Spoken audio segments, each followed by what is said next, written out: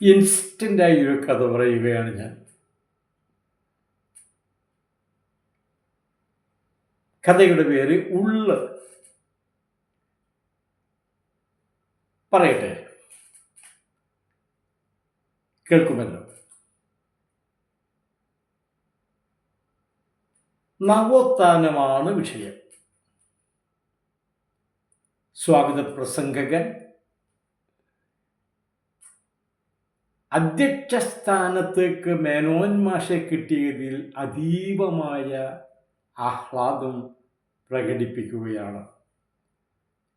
മേനോൻ മാഷെ, അതായത് സ്വാതന്ത്ര്യ സമര പോരാളിയായ കുറ്റിപ്പുറത്ത് ഗോപാലമേനോൻ മകൻ, സ്കൂൾ ഹെഡ് മാസ്റ്ററും DEO ഒക്കെ ആയി പെൻഷൻ പറ്റിയ മേനോൻ മാഷെ തന്നെ കിട്ടുവാൻ വേണ്ടിയുള്ള അധ്വാനത്തിൽ വിജയിച്ചതിൽ വലിയ സന്തോഷം പ്രകടിപ്പിക്കുകയാണ് സ്വാഗത പ്രസംഗകൻ. അതിൽ നിന്ന് ഒരു കാര്യം വ്യക്തമായിട്ട് സാധാരണ ആൾക്കാർക്ക് എല്ലാവർക്കും മനസ്സിലാവുകയാണ്. മേനോൻ മാഷ് ആരാണെന്നും ഏത് രീതിയിലാണ് ജീവിച്ചു പോയത് എന്നുമൊക്കെയുള്ള കാര്യം. മേനോൻ മാഷ് ഉദ്ഘാടനത്തിനായി മുന്നിൽ വന്ന് നിൽക്കുകയാണ് മൈക്കിൻ്റെ. അദ്ദേഹത്തിൻ്റെ മുന്നിൽ നിറയെ കുട്ടികളാണ്. ഗാന്ധി മണ്ഡപം നിറഞ്ഞു നിൽക്കുകയാണ് ആൾക്കാർ.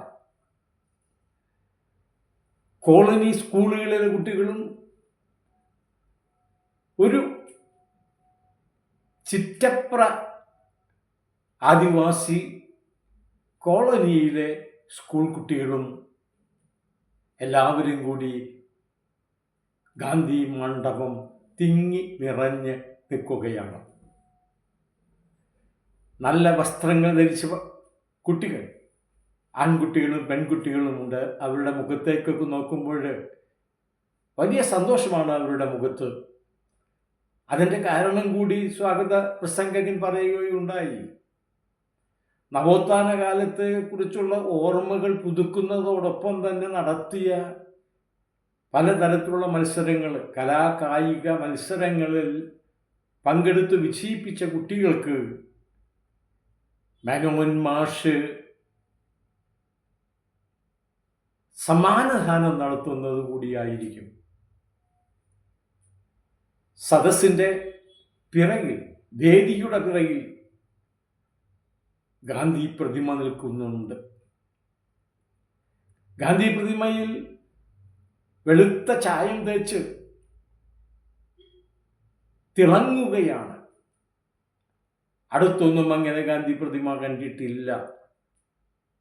ആ പ്രതിമയിൽ നിന്ന് എണ്ണ ഒഴുകുന്നത് പോലെ സൂര്യപ്രകാശത്തിൽ നല്ല പ്രകാശം കൂടി കൊടുക്കുന്നുണ്ട് പ്രതിമ സദസ്സിലേക്ക്. മാഷയ്ക്ക് ഉദ്ഘാടന വേദിയിൽ എത്തിയപ്പോൾ തലച്ചോറിൽ ഒരു ചക്രം കറങ്ങുന്നത് പോലെ അനുഭവപ്പെട്ടു. അത് കാലചക്രമാണ് എന്ന് അദ്ദേഹത്തിന് മനസ്സിലാവുകയാണ്. ആ ചക്രം എത്ര പെട്ടെന്നാണ് മാറി മറയുന്നത്, അത് വലം വെച്ചെത്തുന്നത് എന്ന് അദ്ദേഹം ആലോചിച്ചു പോയി. എത്ര അടുത്താണ് അച്ഛൻ സ്വാതന്ത്ര്യ സമര കാലഘട്ടത്തിൽ പറഞ്ഞ കാര്യങ്ങളൊക്കെ നടന്നത് എന്നുകൂടി ഓർക്കുമ്പോൾ ആ ചിത്രങ്ങളൊക്കെ മാഷയുടെ മനസ്സിൽ ഇങ്ങനെ നിറഞ്ഞ് നല്ല പ്രകാശത്തോടു കൂടി ജ്വലിച്ചു നിൽക്കുകയാണ്. മാഷ് കുട്ടികളോട് ചോദിച്ചു, കേൾക്കുന്നുണ്ടോ കുട്ടികളെ നിങ്ങൾക്ക്? ഹോ ഹോയ് ഹോയ് ഹോയ് ഹോയ് ഓഹോ ഓഹോ ഓഹോ. കേൾക്കുന്നുണ്ടോ ശബ്ദം? കുട്ടികൾ ചെവിയോട്ടം പിടിച്ചു ഇരിക്കുകയാണ്. പിറകിൽ ആൾക്കാരും എല്ലാവരും നല്ലതുപോലെ വട്ടം പിടിച്ചിരിക്കുകയാണ്. ചെവി വട്ടം പിടിച്ചിരിക്കുകയാണ്. ഓഹോ ഓഹോ ഓഹോ ഓഹോ. നോക്കൂ, ഈ ഓഹോ വിളിയുടെ പിറകിൽ ഉണ്ടാകുന്ന സംഭവം എന്ത് എന്ന് വെച്ച് വെച്ചാൽ, 4 പേർ ചുമക്കുന്ന പല്ലക്കിൽ സ്ഥലത്തെ ജന്മിയും പ്രഭുവുമായ മഹാമനുഷ്യൻ മലർന്ന് കിടക്കുകയാണ്. അദ്ദേഹത്തെ ലക്ഷ്യസ്ഥാനത്ത് എത്തിക്കുവാൻ വേണ്ടിയുള്ള പ്രയത്നമാണ് ഈ കാവൽക്കാരായിട്ടുള്ള ചുമപ്പുകാർ ചെയ്തുകൊണ്ടിരിക്കുന്നത്. മുന്നിൽ കാര്യസ്ഥൻ വലിയൊരു വടിയും പിടിച്ച് നിൽക്കുന്നുണ്ട്. അയാൾ നടന്നു പോകുമ്പോഴും വഴിയിലുള്ള മുഴുവൻ വിഘ്നങ്ങളെയും അടിച്ച് തെറിപ്പിച്ച് ആണ് പോകുന്നത്. ഈ ഓഹോ ഓഹോ ഓഹോ എന്ന ശബ്ദമുണ്ടല്ലോ, നിങ്ങൾ ഈ കേൾക്കുന്ന ശബ്ദമുണ്ടല്ലോ, അതെന്തിനു വേണ്ടിയെന്ന് വെച്ച് കഴിഞ്ഞാൽ, ഇടുങ്ങിയ വഴികളിൽ അയിത്തജാതിക്കാരും ഉണ്ടാവാൻ പാടില്ല. അങ്ങനെ ഏതെങ്കിലും ഒരു അയിത്തജാതി ഈ ഇടുങ്ങിയ വഴിയിൽ വന്നുപെട്ട് കഴിഞ്ഞാൽ പല്ലക്കിലിരിക്കുന്ന പ്രമാണിക്ക് അദ്ദേഹത്തിന് വല്ലാത്ത കോട്ടം സംഭവിക്കും. അതാണ് കാരണം. അതുകൊണ്ട് പല്ലക്കുകാരും പിന്നെ നമ്മുടെ കാര്യസ്ഥനും ഉറക്കെ വിളിച്ചു പറയുകയാണ്, ഓ ഹൈ ഓ ഹൈ ഓ ഹൈ. ഈ വിളി കേട്ട് കഴിഞ്ഞാൽ ഇടുങ്ങിയ വഴിയിൽ ഏതെങ്കിലും നായാടിയോ ഏതെങ്കിലും അയിത്ത ജാതിക്കാരനോ ഉണ്ടെങ്കിൽ അവിടെ നിന്ന് മാറിപ്പോയിരിക്കണം. അവൻ ലക്ഷ്യസ്ഥാനത്തേക്ക് നടന്നു പോരുത്. പിന്നെ അതെല്ലാം ഈ പല്ലക്കിൽ കിടക്കുന്ന പ്രമാണിയായ പ്രഭുവിൻ്റെ പോക്ക് കഴിഞ്ഞതിന് ശേഷം മാത്രമേ പാടൂ. കാര്യസ്ഥൻ നോക്കുമ്പോൾ കുറ്റിക്കാടുകൾ മറഞ്ഞു നിന്ന് ജീവൻ ഒളിപ്പിച്ചു വെച്ചുകൊണ്ട്, അയ്യോ എന്നെ കാണല്ലേ ആരും എന്ന് സ്വയം വിചാരിച്ചുകൊണ്ട് പൊന്തക്കാട്ടിൽ കുമിഞ്ഞ് ഇരിക്കുകയാണ് ഒരു നായാടി. ആ നായാടിക്ക് പോകേണ്ടത് കുറേ ദൂരം കൂടി മുന്നിലൂടെയുള്ള തൻ്റെ വീട്ടിലേക്കാണ്, തൻ്റെ കുടിയിലേക്കാണ്. പക്ഷേ ഈ യാത്രക്കാരൻ്റെ മുന്നിൽ വന്നുപെട്ടു എന്നുള്ളതാണ് പ്രശ്നം. അയാൾ മുഴുവനും മറച്ചു പിടിച്ച് പേടിച്ച് ഒളിച്ച് നിൽക്കുമ്പോൾ നെടുമ്പുറത്ത് ഇതാ വന്ന് പതിക്കുന്നു കാര്യസ്ഥന്റെ വലിയ വൈക്കോൽ വടി. നായാടി ജീവനും കൊണ്ട് പായുകയാണ്. അയ്യോ തെറ്റിപ്പോയി എന്നൊക്കെ പറഞ്ഞുകൊണ്ട്, മാപ്പാക്കണം എന്നൊക്കെ പറഞ്ഞുകൊണ്ട്, എന്തിനു വേണ്ടിയാണ് മാപ്പാക്കുന്നത് എന്ന് മനസ്സിലായല്ലോ. അയാൾ ജീവനും കൊണ്ട് പാഞ്ഞു പിറകിൽ കിട്ടിയ അടിയുടെ വേദനയിൽ പുളഞ്ഞ് ചെന്നു വീണത് ഒരു പൊന്തക്കാടിൽ മറഞ്ഞു നിൽക്കുന്ന അഗാധമായ ഒരു കിണറ്റിലേക്കാണ്. ആ കിണറ്റിൽ നിബന്ധിച്ച നായാടിയുടെ വായിൽ നിന്നും അയ്യോ തമ്പ്രാനേ എന്നൊരു കരച്ചിൽ വന്നു എന്നല്ലാതെ ശേഷം ഒരു കരച്ചിലും ഉണ്ടായില്ല. വളരെ നിശബ്ദമായ അന്തരീക്ഷമാവുകയാണ്. നായാടിയെ ജീവനും കൊണ്ട് പുറത്തേക്ക് എടുക്കേണ്ട ആവശ്യത്തെ പറ്റിയൊന്നും ആർക്കും ചിന്തിക്കേണ്ട കാര്യമുണ്ടായിരുന്നില്ല ആ കാലത്ത്. അവിടെ അയാൾ ജീവിച്ചുവോ, അയാൾ അവിടെ കിടന്ന് മരിച്ചുവോ എന്നുള്ള കാര്യങ്ങളെക്കുറിച്ചൊക്കെ ആർക്ക് ചിന്തിക്കേണ്ടതുണ്ട്. അവർക്ക് പ്രമാണിയെയും കൊണ്ട് വഴിയിലൂടെ നടക്കണം. അയിത്തജാതിക്കാരെ മുഴുവനും തല്ലി ഒതുക്കി വഴി എന്താ പറയേണ്ടത്, സുഖകരമാക്കണം. അതുമാത്രമേ അവർക്ക് അവരുടെ ചിന്തയിലുള്ളൂ. കുട്ടികളെ മേനോൻ മാഷ് വിളിച്ചു. വല്ലാതെ വിഷമിച്ചിരിക്കുകയാണ് കുട്ടികൾ. വല്ലാതെ വിഷമിച്ച് നിൽക്കുകയാണ് അവർക്ക് പിറകിലുള്ള നാട്ടുകാരും രക്ഷിതാക്കളുമൊക്കെ. എന്തു പറ്റിയ കുട്ടിക്ക് എന്നായിരിക്കണം അവരുടെ മനസ്സിനകത്തുള്ളത്. മാഷ് പറഞ്ഞു, ഇത് കഥയല്ല, ഇത് നടന്ന സംഭവമാണ്. MP മന്മഥൻ എന്ന് പറയുന്ന പ്രസിദ്ധനായ സർവോദയ നേതാവും സാർവത്രികമായ സാഹോദര്യത്തിൽ വിശ്വസിച്ച് ജീവിച്ചുപോയ, എന്താ പറയേണ്ടത്, മാതൃകാപുരുഷനുമായ അദ്ദേഹത്തിൻ്റെ ആത്മകഥയിൽ എഴുതി വച്ചിട്ടുള്ള വാക്കുകളാണ്. മാഷ് ചുറ്റും നോക്കുകയാണ്. എല്ലാവരും അന്തം വിട്ടു നിൽക്കുകയാണ്. നോക്കൂ കുട്ടികളെ, കേട്ടിട്ടുണ്ടോ നിങ്ങൾ പൊയ്കയിൽ അപ്പച്ചൻ? വലിയ ഭംഗഭേദമൊന്നും ആരുടെ മുഖത്തും കണ്ടില്ല. അയ്യ വൈകുണ്ഠസ്വാമികൾ, അതിനും കുട്ടികളുടെ മുഖം വല്ലാതെയൊന്നും തെളിഞ്ഞു കണ്ടില്ല. ചട്ടമ്പി സ്വാമികൾ, അത് കേട്ട് കഴിഞ്ഞപ്പോൾ കുട്ടികളുടെ ഭാഗത്തു നിന്നും ഉണ്ടായി, വലിയവരുടെ ഭാഗത്തു നിന്നും ഉണ്ടായി ചെറിയ അനക്കങ്ങൾ. അവർ കേട്ടിട്ടുണ്ട് ചട്ടമ്പി സ്വാമികൾ. അതല്ലെങ്കിൽ പിന്നെ ആ വാക്കിൻ്റെ വ്യത്യസ്തമായ സ്വഭാവം കൊണ്ട് തന്നെ അവരാ വാക്ക് ഓർമ്മിക്കുന്നുണ്ട്. കേട്ടിട്ടുണ്ടോ നിങ്ങൾ മഹാത്മാ? അത് പറഞ്ഞു കഴിഞ്ഞപ്പോഴേക്കും മുൻവരിയിലിരിക്കുന്ന കുട്ടികൾ മുഴുവനും ചാടി എഴുന്നേറ്റ് പറയുകയാണ്, മഹാത്മാ അയ്യങ്കാളി. ആ സ്റ്റേഡിയം മുഴുവനും ആർത്തു വിളിക്കുകയാണ്, മഹാത്മാ അയ്യങ്കാളി. മാഷ് പറഞ്ഞു, അതെ, മഹാത്മാ അയ്യങ്കാളി.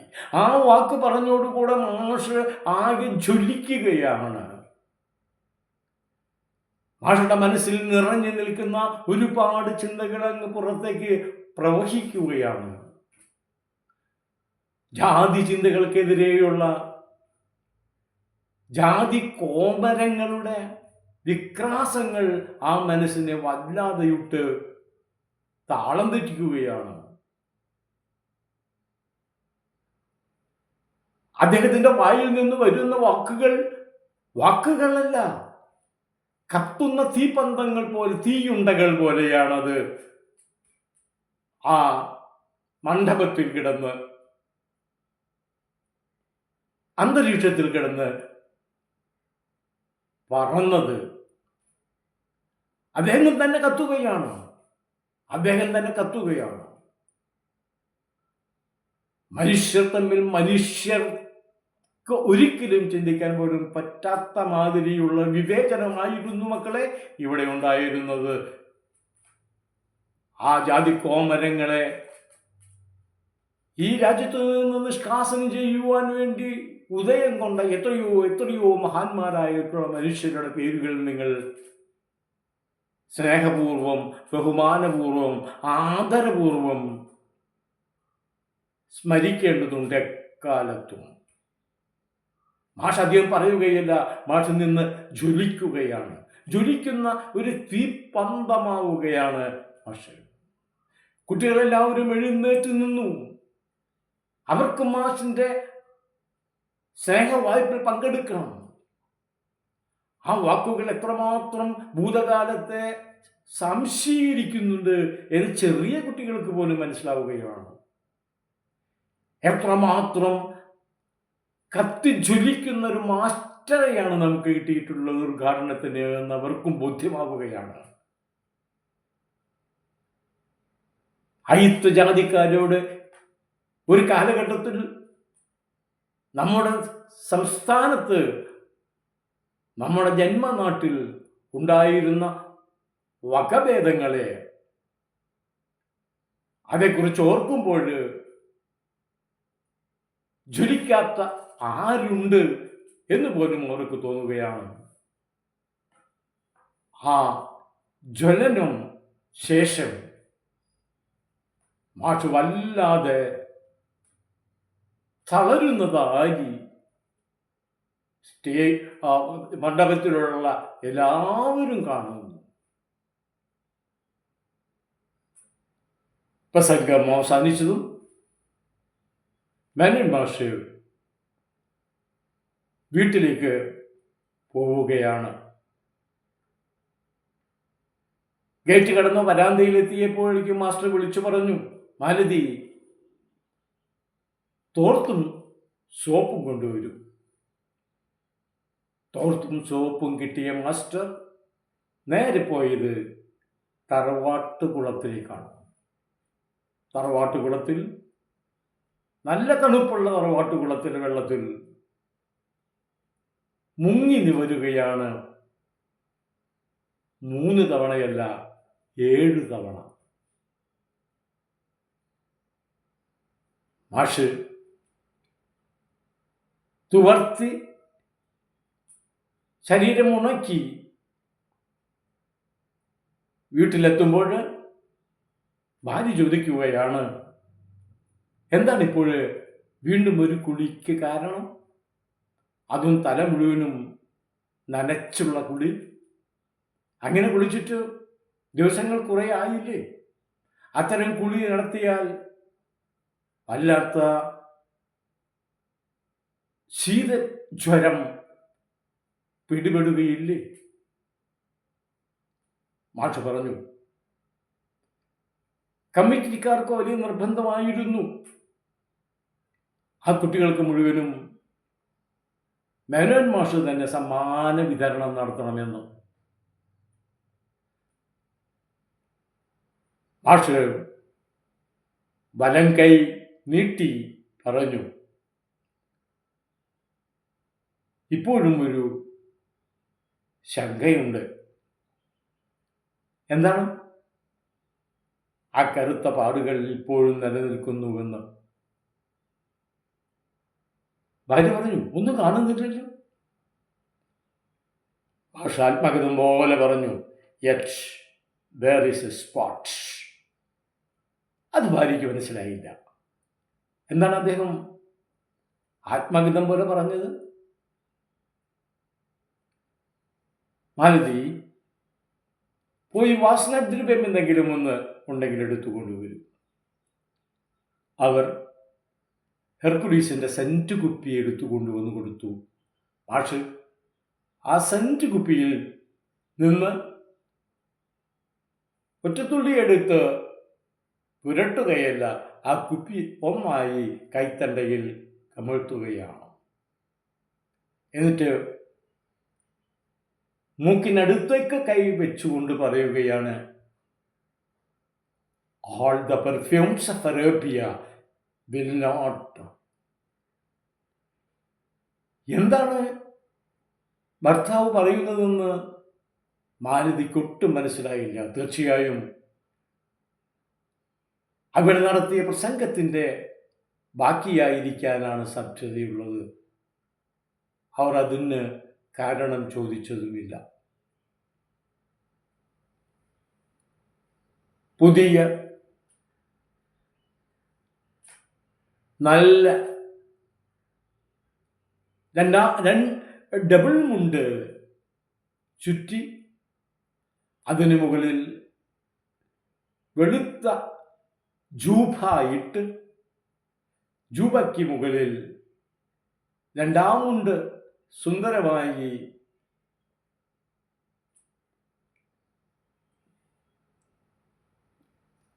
മേലെയിട്ട്, നെറ്റിത്തടത്തിൽ ചന്ദന കുറി വെച്ച്,